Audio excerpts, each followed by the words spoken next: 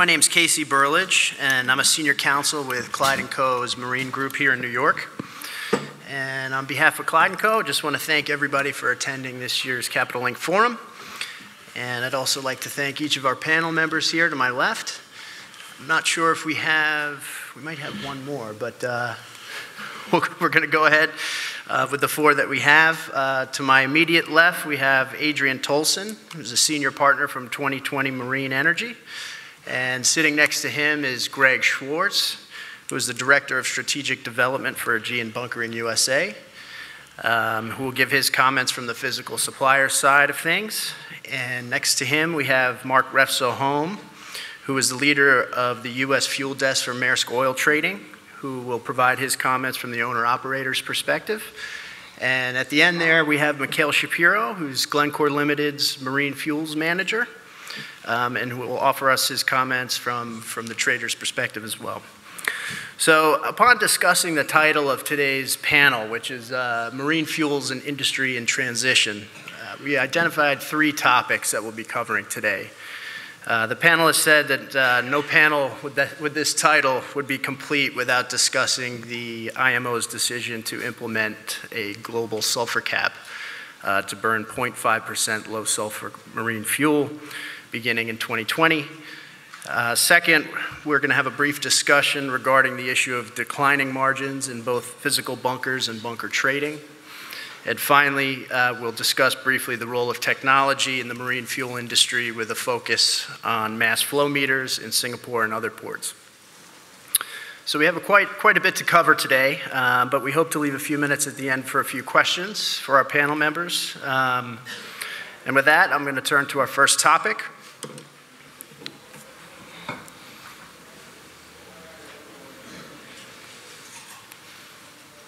Okay. Now, the IMO's decision to implement a 0.5% sulfur cap on marine fuel in 2020 is arguably one of the industry's most defining moments in recent memory. Based on experience from the regulations for low sulfur fuel in the emission control areas, which came into force in 2015, it appears that the majority of owner and operators have opted for the fuel switch from residual fuel to marine gas oil. My first question is for Marc. Marc, can the industry expect a similar response to the global sulfur cap? And do you believe that that will be the easiest route to compliance with the regulations by 2020? It will definitely be the easiest route, but I think that it will be a two-tier or even a three-tier solution. So I think you'll see a lot of the big carriers like Maersk Line and some of their competitors in the shipping space probably go for a hybrid solution, a 0.5 blended fuel oil barrel, and then you'll see a lot of the tanker operators and some of the smaller ships go for a MGO-based solution. And then, of course, you have the big question mark of how big a percentage of the solution scrubbers will be. Right. Thank you. But the main point there being two different grades, 0.5 fuel oil and MGO for different types of operators. Right. And we have to expect this will have some effect on prices. And Adrian, I would ask you, what effect would the anticipated shift in demand away from residual fuel have on the MGO prices worldwide? Well, that is a big question. But you know, essentially, you have to believe that if there's an increased demand in distillate material, whether it's to be blended into 0.5 or used as MGO, DMA type material, then obviously you expect a higher demand that will push up the price in gas oil. The only thing you have to look in perspective is for the marine component of the world diesel market, it's only about a 6 or 7% component. If all the bunkers were shifted over that are currently used in residual fuel shifted into diesel, so you know, it's 6 or 7% of that market. I mean, that's significant, but is it as significant? Does it push up that diesel price globally as much as one would think it would? The more obvious impact is clearly is there's not enormous uptake on scrubbers, is that residual fuel will be oversupplied, probably even distress oversupplied post-2020, and that may work its way out as refiners come along, but you can certainly expect a significant drop in the price of residual fuel. Thank you very much. Now, Mikhail, what other consequences do you think that the market can expect from these increased costs for compliant fuel? For example, do you think buyers would need an increased level of credit? Well, I think if you look historically, rising prices is nothing new to the shipping industry. We've gone through many waves where a flat price will go up or down. In this particular case, this price change will come with an actual change to the way shipping is done and to the way vessels handle the fuels on board, which will be definitely something that's of question for many owners. And as Marc pointed out, every owner will find their own solution on how to do it, whether they'll choose to burn gas oil, which is probably one of the most expensive solutions, or scrubbers, which have their economic strategies, or whether they'll deal with hybrid fuels, which will have their own complications in terms of different qualities. But you will have definitely an impact on credit as prices will rise, and whatever happens, ship owners will pay more for fuel come 2020. So that will definitely be an impact, and a strategy needs to be in place for every owner or how they will handle it, particular to their own fleet. Thank you. Yeah, and as far as the strategies, now I would ask Gregg, do you think that the market's preparing for this global sulfur cap now, or and if so, what steps do you think people are making to prepare for it? From the ship owner standpoint, I'm sure they're preparing, but they're not really acting. They're thinking about it, they're analyzing it, they're studying it. The uptake on scrubbers has happened on a small scale. But it certainly hasn't been anything we could really highlight. From a supplier perspective and even a refiner perspective, very little has been being done. Suppliers don't need to enact change this far in advance. We could change over systems in a relatively short period of time. We're talking about 30 to 60 days. So there's no room in the supplier's economic model today to do anything in advance. We're kind of struggling along with the shipping industry in terms of margins and demand. So I would say no, but we'll be ready when we need to be ready. Great, thanks very much. Now there's been quite a bit of discussion about alternatives to burning the compliant fuel, and such as exhaust gas cleaning technology, scrubbers, or LNG. And all of these appear to have their drawbacks. Now, Adrian, I would ask you, the lack of LNG infrastructure appears to be a significant barrier of entry for mainstream acceptance. Do you believe that this is still the case? And could you explain what some of those restrictions are and whether you think there might be a change in the near future? Yeah, sure. I mean, LNG is clearly a viable fuel for use in marine, and you know, from a price point of view, there's some arguments to be made for it just at the sort of the wholesale price of LNG. The issue really with LNG becomes the delivery component of actually getting it, and I say delivery, and that means every component of getting it from a pipeline somewhere or a storage facility somewhere to a marine location where it can be put on board a barge, probably a purpose-built barge, and then delivered to a ship. And these are a lot of complexities, and none of this infrastructure truly exists. It exists in small pilot projects, loss leader projects, if you like, mostly done by major oil companies and port authorities. And at this moment, we're stuck with that solution. It's not an economically viable solution at this point. Now, if the market builds itself, there's more volume done, then some of these projects could perhaps be paid for. But again, I think it's going to be a long term before shipping views this as the lowest cost solution to compliance. It will be a solution that's chosen for other reasons, whether it be public perception or perhaps they're LNG carriers, for example. But I think from a general overall perspective, this is not going to be seen anytime soon. Thanks. Thank you very much. I would just like to introduce our fifth panel member who's joined us, John Lycouris from Dorian LPG. And this next question is for him, since we're talking about alternatives. And I would ask, what might be the opportunities for suppliers dealing in these types of products, such as LPG and some other alternative blends? And what might be some of the difficulties in creating these blends? Thank you, Casey. Thank you for the introduction. I'm sorry I'm late. Yeah, there is a push mainly by the engine manufacturers to enable engines to burn alternative fuels. There are LNG engines already in operation, and methanol engines in operation, and ethane engines in operation. LPG is the next in line. It's going to happen in a year or two. And I believe that this is the horse that drags the cart in a way, because we need engines that will be able to operate in alternative fuels besides what we have right now, which is the regular fuel oils and distillates. So the industry sees 2020 as an opportunity to widen up this alternative fuel venue, be able to utilize these fuels. And I think we're going to have a segregated market where some users will be utilizing their cargo as a means of marine fuel their own ships. For example, the LNG carriers naturally will tend to have LNG engines in their operation.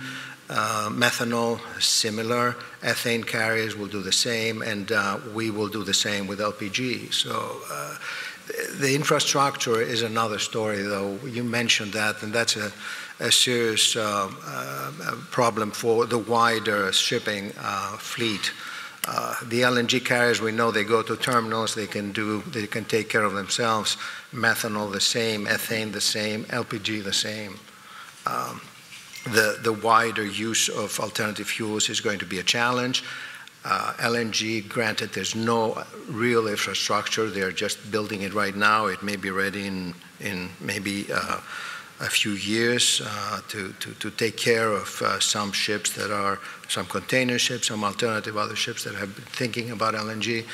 But I believe methanol is an easier fuel to use. It's easier to store and handle.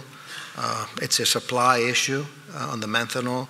Ethane, same. It's you have to go to a dedicated terminal, otherwise you are unable to find ethane. Difficult to carry. You need an LNG ship to carry the ethane.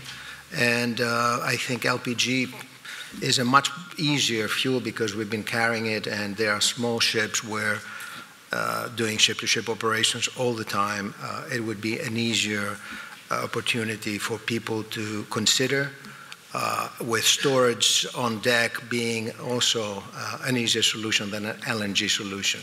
So even though I am maybe leaning towards LPG because this is the business in which we are involved in, I can tell you that there is about 1,000 places in the world that can take LPG or can deliver LPG, and there's a lot of small ships that can do this kind of operation and bunker LPG to a customer. So, but I think overall a big picture is that alternative fuels will play a very serious role and have become quite attractive price-wise and economically feasible. And when the engine manufacturers come out with the ability to retrofit engines that are electronic already into alternative fuels, that will be the day when we will, and I think 2020 is nearly there in that. Terrific, thank you. Mikhail, what are your views on some of these low sulfur alternatives? So for us as a commodity trader, we deal with a variety of different streams across the petroleum space, as well as probably over 90 other commodities.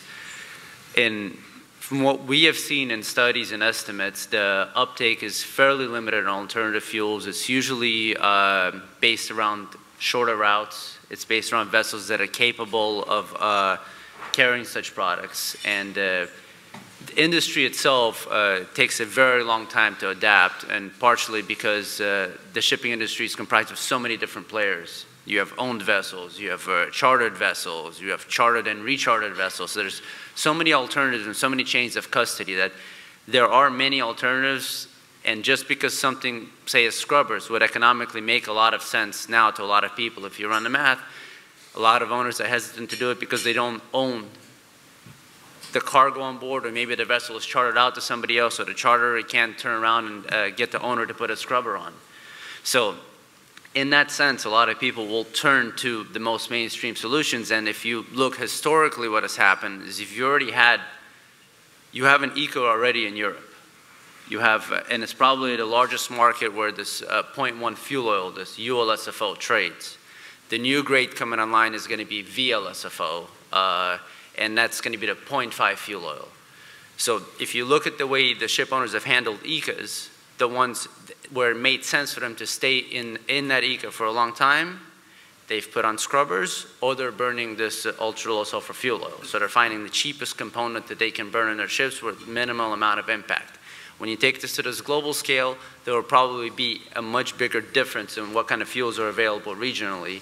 And a lot of owners are hesitant to take different fuels in different ports. So it's important that, I guess, as an owner and as a bunker buyer, you deal with the companies that are global, that are solid, and that are vertically integrated, like ourselves and many other companies out there that are able to provide global solutions. That's important. But in terms of the streams that are available, they're going to vary. And if you look at what some of the owners did, they put scrubbers on, and some of them got waivers from the EPA to put the scrubbers on, and they were able to maintain. I don't know if this will happen in 2020, but there's a possibility for that as well. The easiest thing for most of the vessels that are constructed today is to continue to burn high sulfur. It's from many different standpoints, including handling the fuel on board and how the engines are designed, and Marc can speak more to that. Whether that's viable or not viable in 2020, the only way to keep burning high sulfur is to have some kind of abatement technology, such as a scrubber. Right. If not, you have to go to other solutions, such as gas oil, if you have a limited amount of bunker tanks or whatever, or ultra low sulfur fuel, or very low sulfur fuel. Terrific. That's a perfect transition for a question for Marc about scrubbers. Do you believe that the initial costs for this technology on retrofits are simply too prohibitive, and what are the approaches being looked at for scrubber technology? It's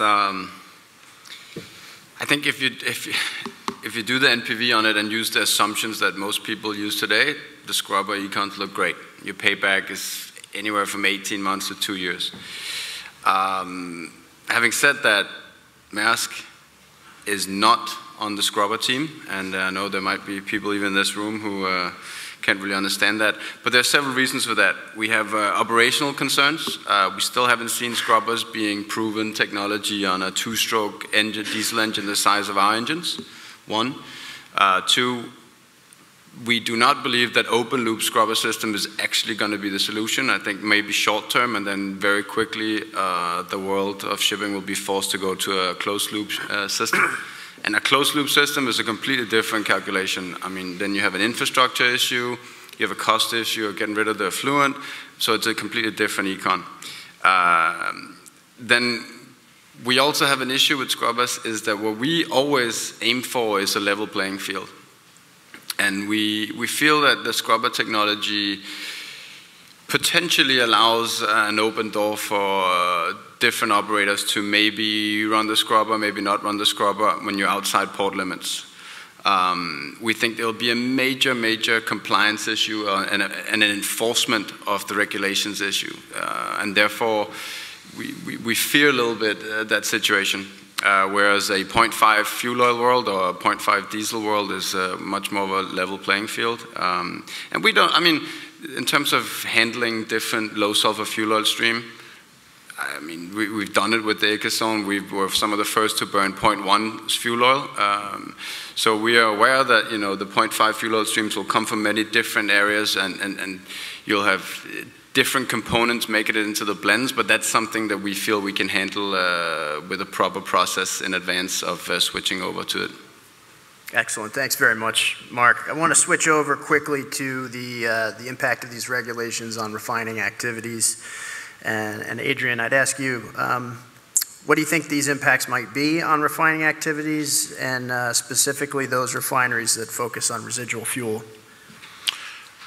Pretty significant level of impact. And if you're a refiner, I mean, most of the big producers of residual fuel nowadays, and maybe you're aware of this, are the refineries, apart from a few exceptions, tend to be in countries that really can't afford to invest in refining infrastructure, which is Mexico, Venezuela, to a certain degree, certain parts of Russia, Iran. Because of this, they're going to have a major problem. Their ability to sell residual fuel, their ability to refine their products are going to be impacted significantly post-2020. And, you know, they could be in a situation, and we go back to the price question, where they're faced with literally a disposal issue of giving away residual fuel, simply asking someone to take it away and use it somewhere, because there is no alternative for them just to keep the refinery going. So, I mean, you could see that question, you know, refiners will obviously shift. They will try and shift into sweeter crudes, into lower sulfur crudes, trying to get out of this bind. But if you're a national refiner and your base fuel is a high sulfur crude oil, you're not really going to be able to shift, as, for example, as we see in Mexico. So the pressure on refiners is pretty enormous. I mean, there's plenty of other domestic refineries also that are significant producers of high sulfur fuel oil. Certainly in North America, there are a number that will produce high sulfur fuel and will continue to produce high sulfur fuel oil. And the issue will be there for them too, but less than it will be on a national scale. So overall, a significant impact for those who produce residual fuel.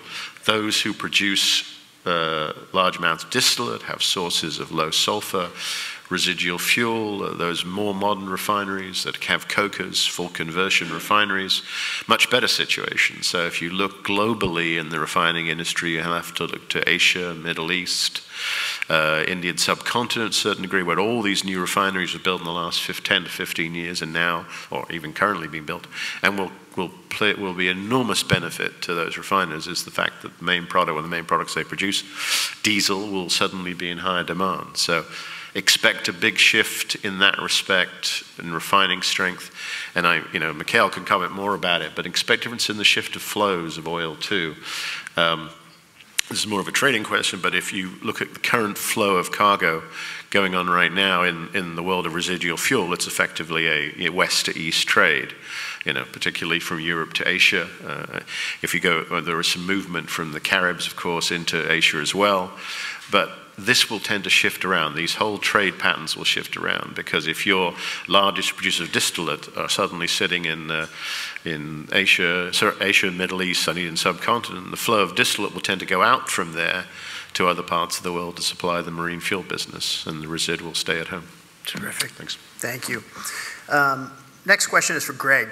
And Gregg, I would ask, do you agree that the market will expect or can expect a surplus of residual fuel once these regulations take effect? And if so, what impact do you think that'll have on the bunkering and shipping business?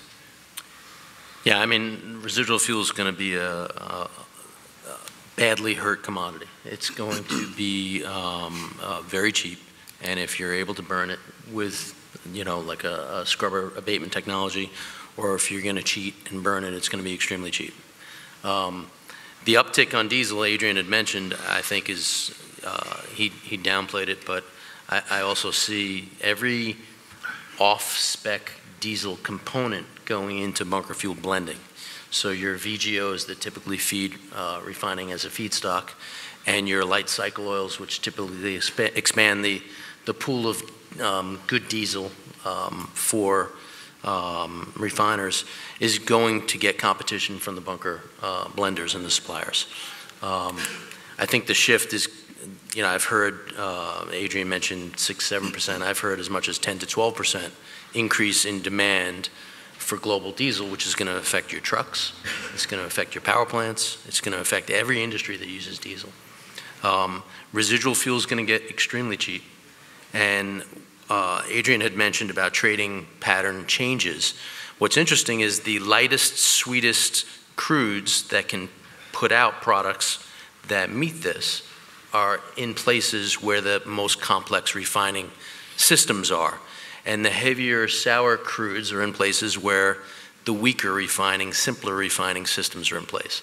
So I could potentially see crude significantly changing direction with much more US exports of crude out and much more heavy sour imports in, so that the complex refineries that don't make residual fuel oil can consume the heavier sour, much cheaper crudes, and the simpler refineries would have to buy the lighter, sweeter crudes from the US Bakken and shale plays.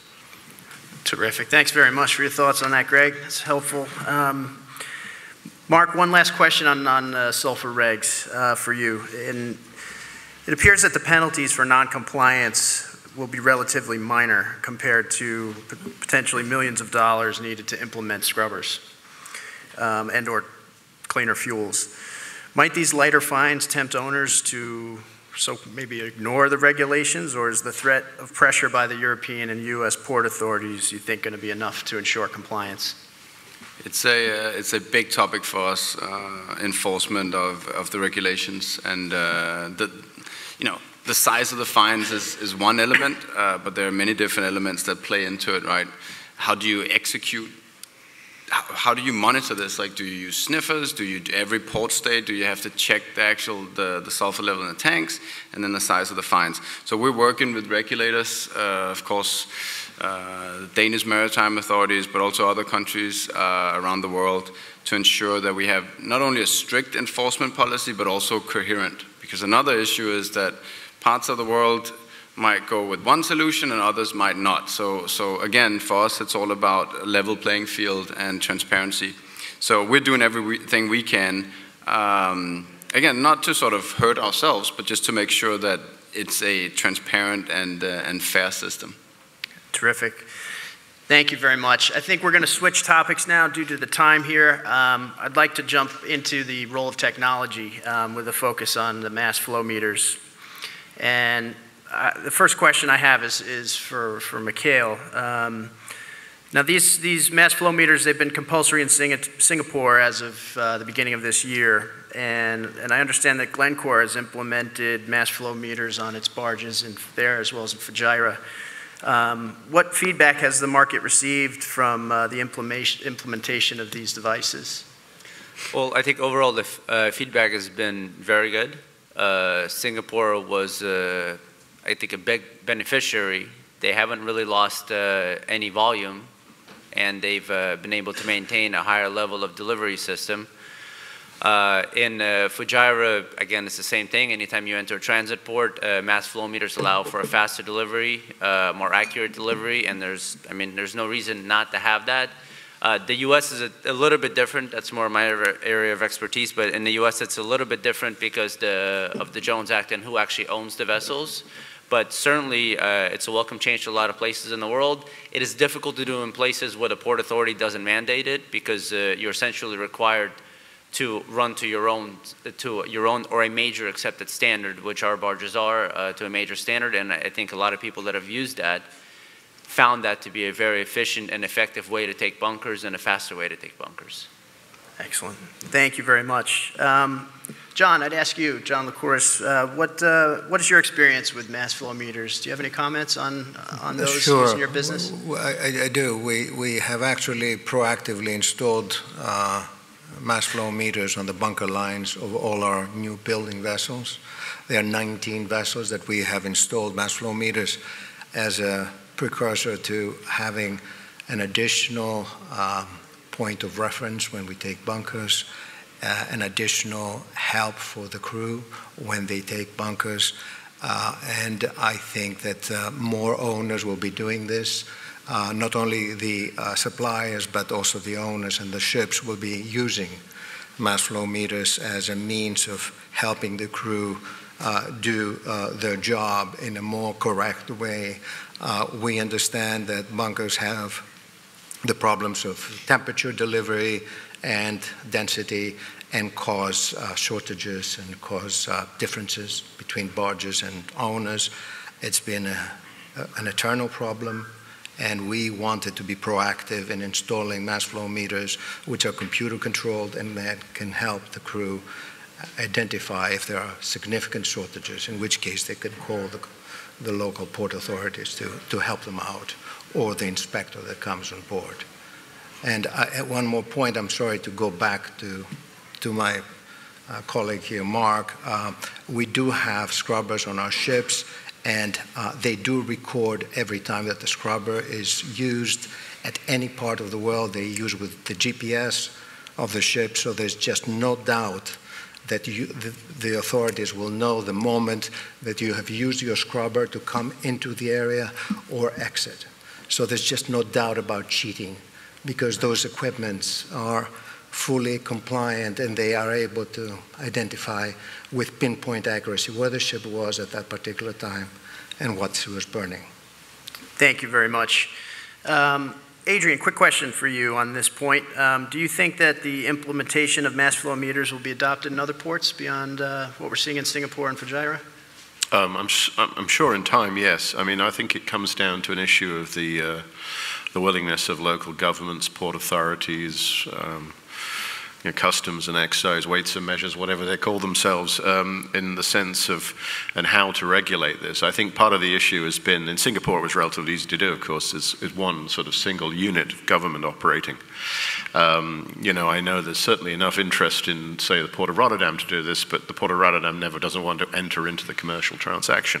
And in a lot of Western countries, Western countries, that certainly is a major issue, that they're not used to regulating this type of industry, and it's very difficult for them to get involved. So regulation will be voluntary. It's a little bit like the same discussion as compliance with scrubbing, and not, will the governments get involved, there for, just on going back to the scrubber section, on scrubbers you depend on port state control not flag state control to monitor what's going on, and so that's obviously a questionable issue depending on the flag state and how they're responding to this issue.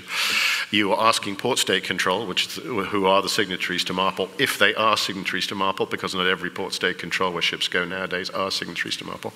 So the question is, the issue of compliance is a bit shaky for that reason, whether people are using scrubbers or not. So there's a lot of work that needs to be done by the IMO on that issue. There's clearly a lot of work that needs to be done by governments and ports where MFMs could be used, where they should be used, in order to get them implemented and to deal with those local regulations. Terrific. Thanks so much. We probably have time for a few questions just on the issue of declining margins. So I will switch over to that, and this question is for Gregg. Gregg, what do you believe have been the major causes of the declining margins in physical bunkers? I think the lack of opportunity. There's basically a decided lack of activity in the large trading houses, and they've all built systems around trading in residual fuel oil. And as the opportunities shrivel, they kind of look for other areas to get into, and before you know it, bunkers, which was the area of the residual fuel trading that the big guys never really want to touch, is the only opportunity. So we see, as a global supplier, we see competition from still major oil companies who were thought to be out of this business for a long time, but the likes of BP and Shell and Phillips 66 and Chevron are still in the bunker business. The big trading houses like Glencore and Vitol and Mercuria, they're all, in a way, they may not be direct physical suppliers, but they're in the supply chain. And one of the other things is a lot of them have gone to more desperate measures in terms of trying to help national oil companies finance their businesses. In particular, we're seeing a lot of refinery financing deals that big trading houses can do, like we'll provide the refinery with all its crude and we'll take back all its product. And what those big trading houses essentially are doing is stepping between a marine fuel supplier and its source of product. So margins getting stripped out of the business at all levels. Back-to-back trading, you've seen, and I'm sure Adrian could speak to it, but decline in margins since the days of World Fuels' eminence over that market at $10 a ton to zero. We've got inquiries that come into our house that have 7 trading houses looking to buy 100 tons of gas oil. And you have 7 different traders trying to compete for 100 tons of gas oil that they may get $1 a ton on, meaning that they're trying to do $100 worth of business. Obviously, they're trying to build a reputation with the ship owner to show how good they are, that they can do it, so that they can get other business that's more lucrative. But it's just a very tough environment today on the supply side. Absolutely, absolutely. Thank you. I think we may have time for one more question for Mikhail on this issue. Mikhail, Mikhail, what are your views on where the profits might come from for those dealing with declining margins in both physical bunkers and bunker trading? Well, as a commodity trader and also as a marine fuel supplier, we have an opportunistic approach. So when we entered into bunkers, we have a very, very experienced team handling that field. And in that sense, we look very carefully at what our counterparties are doing and whom we deal with. And we vet them very carefully, both from the bunker trader standpoint that we deal with and as well as the ship owner standpoint. And going back to 2020, we will, of course, very carefully look, and I encourage all of you involved with owners to very carefully look at what your plan is for 2020. Is it a viable plan, and is this a sustainable plan?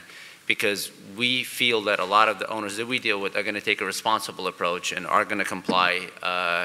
But there does need to be some enforcement of this to make sure it happens. It's a very valid concern from the responsible ship owners to make sure that does happen.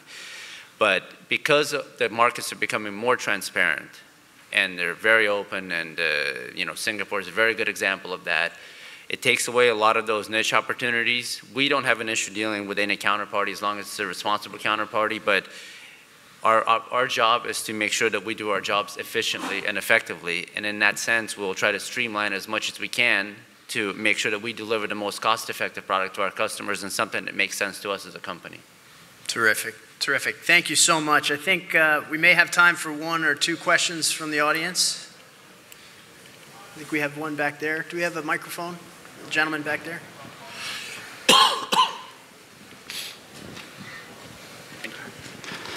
Hi, good morning. This is for, I guess, Marc, but could be answered by anyone, based on a comment you mentioned about the non-compliance. I agree in general now with ECA and having, it's pretty easy to go ahead with non-compliance. There's a benefit to it.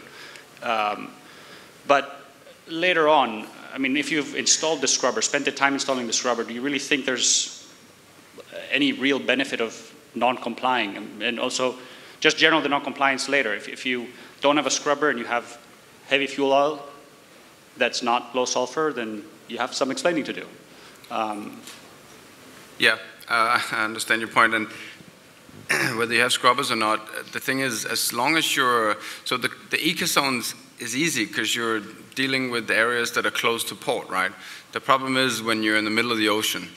And so John might say that his company has a GPS approach, but that is not part of the regulations for IMO. There are no requirements to run GPS or constantly let the authorities know whether the scrubber is active or not.